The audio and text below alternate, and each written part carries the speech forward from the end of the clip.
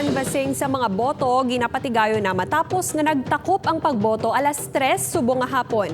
Pila ka problema na record sang COMELEC apang gilayon man nga nasolusyonan sang COMELEC. Ini ang gitutukan ni Zen Kilantang.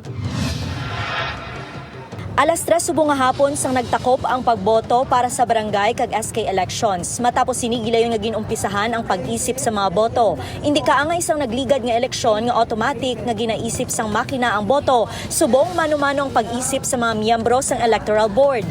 Apisar sang pila ka delay nga naeksperyensyahan sang pila ka mga botante kaina sang aga, nangintayuyon man ang piniliay. Ang ini nga mga senior citizen temprano pa nga nagpadulong sa polling precinct sa I. Arroyo Elementary School.